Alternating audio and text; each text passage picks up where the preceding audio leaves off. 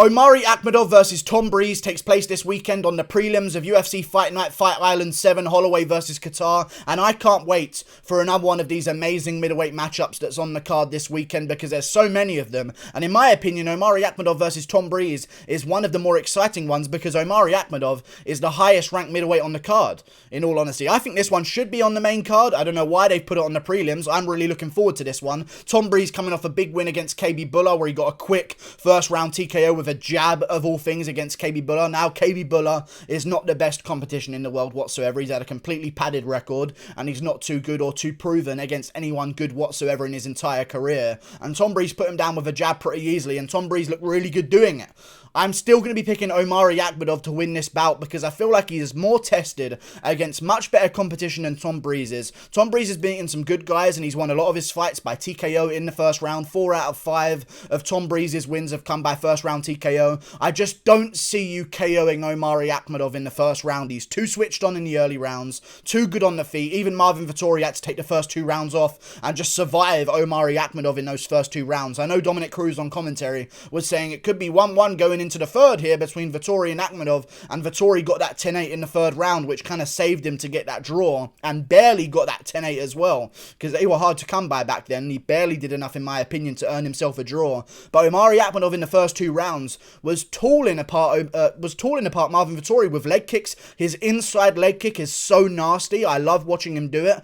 Every single time he lands it, I can feel the pain run down my thigh as I'm watching. Omari Akhmedov is a savage in those early rounds, but the one problem that he has in his career, that he's always had in his entire career, have been the third rounds. They always seem to be the same way. He wins the first 2, or he at least looks good in the first 2. Of course, he has lost some fights as well, but still, he wins the first 2 traditionally in a lot of his wins. Then he loses the third because his gas tank is very, very suspect, and that's where I think Tom Breese is going to have the advantage and try and take away Omari Akhmedov's win here. I think it's up to Tom Breese to make the adjustments, and I don't think he has the correct style to do it, so I will be picking Omari Akhmedov. I also believe that Omari Akhmedov should be the favourite here. Tom Breese beat KB Bhullar. Before that, he got cracked by Brendan Allen and shelled up in the first round in one of those ways where it's like, okay, dude, you know what I mean?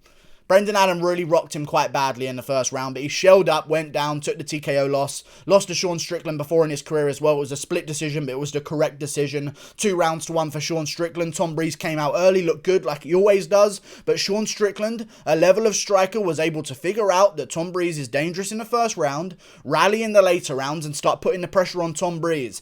I need a guy to be a pace pusher. I need him to be a grappler. I don't want a guy who's a fast starter against Omari Akhmedov in the first round because I don't see them KOing him early. And I definitely don't see Tom Breese TKOing Omari Akhmedov in the first round. And I also don't see with Tom Breese the ability for him to push the pace in the third round required to beat a guy like Omari Akhmedov. I think Akhmedov gets this one done. Tom Breese, very boxing heavy striker here. Another factor that's going to play into Omari Akhmedov's hands in this bout, in my opinion. Omari Akhmedov loves chopping at the inside leg kick, the outside leg kick, any leg kick, you name it, Omari Akhmedov will swing it with full force at your thigh. I just don't like that for Tom Breese, who's a traditional boxer, boxes a lot in his fights. I mean, you can look through all of the stats of Tom Breese's bouts. The vast majority, I mean, 80-90% are all headshots with the hands. Tom Breese is a traditional boxer. I mean, he knocked the last guy out with a jab. That doesn't tell you he's got good boxing. I don't know what does, but with that style of a heavy boxing and not a lot of kicks, and you're very stationary and your legs stay on the ground, I think he's going to open him up to those leg kicks of Omari Akhmedov, and Akhmedov is an underdog here, man. How can I not take that? He should be the favourite. He is an underdog because of recency bias with Tom Breese getting a big KO win and Omari coming off a loss. Chris Weidman is still my boy. He's still our boy, okay? He is. He's not this terrible guy, and it's not a shame to lose to him. And I feel like a lot of people are putting a lot of weight on Omari Akhmedov's loss to Chris Weidman and saying he should have won if he's any good.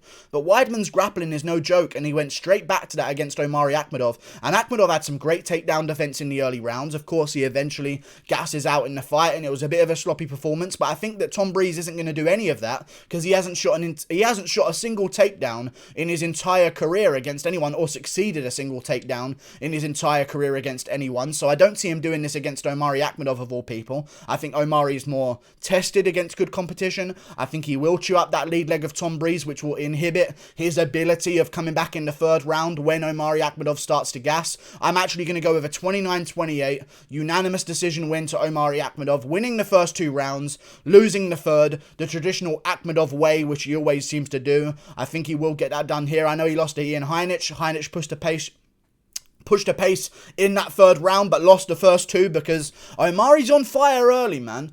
He's really, really good. We saw that against Vettori. He is really slick. He's got big power. I don't like Tom Breese trading with him. Now, if Tom Breese goes out there and gets a good win, he might have a real chance to be something in that middleweight division, because if you go out there and do what Tom Breese does, which is first round KOs against a guy like Omari Akhmedov, it speaks volumes above doing it to a guy like KB Bhullar, who's had a bit of a padded record. I am going to go with Omari Akhmedov here as the underdog. I think it's a still great odds. I don't know how he's the underdog, so I'm definitely going to be picking him. And the winner of this one is going to be looking onto big things in that middleweight division. And if Sean Strickland needs to jump up the rankings and Tom Breese wins this weekend, Strickland beat Breese.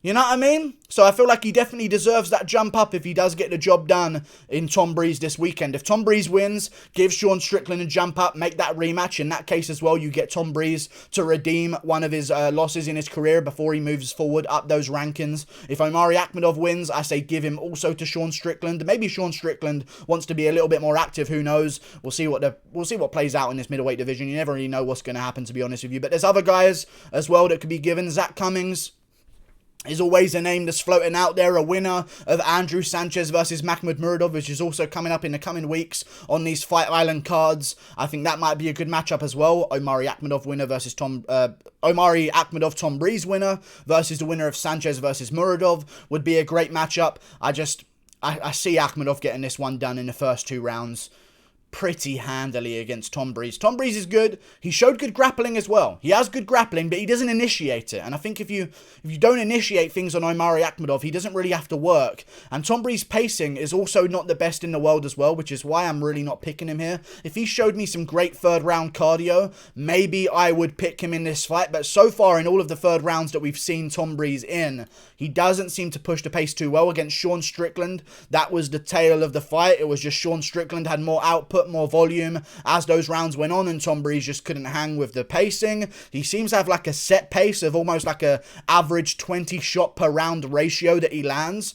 I don't see him being able to push the pace in the third round, especially with a bum leg against a guy who's going to be chewing up the way Omari Akhmedov was. I mean, go back and watch Akhmedov versus Vettori. He won the first 2 rounds, and Vettori's lucky to get a draw with the 10-8 in the third because of Omari Akhmedov gassing out. But Vettori, as we know now, as we saw against Jack Hermansson, has got cardio in the tank. We don't have enough information about Tom Breese to tell me that. And it's a 3-rounder, which is always going to favour Omari Akhmedov. I don't know when he would get a 5-rounder because he's not that big of a name yet. But still, I think a 3-rounder favours Akhmedov, 29-28. And this middleweight division is getting more and more stacked. You want Tom Breese to win. Listen, he's from England.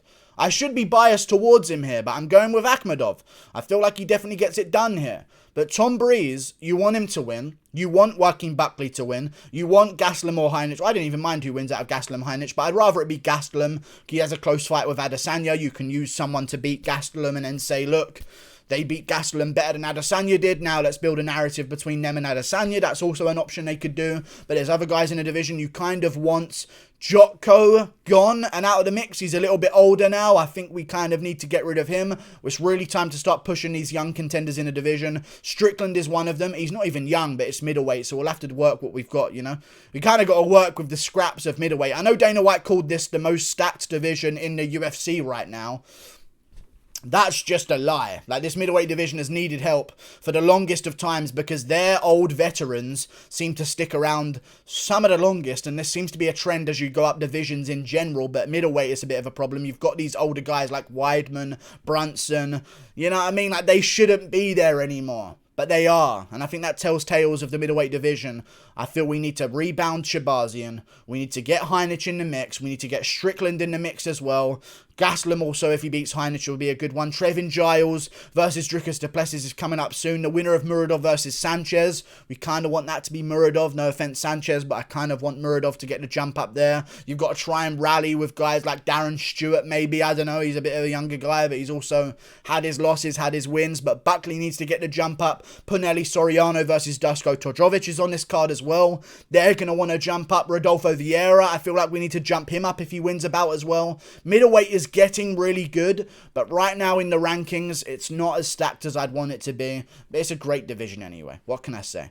Looking forward to this weekend, man. Amazing middleweight bouts on all of the card. I don't know why this one's on the prelims, because it's in UK-friendly time anyway.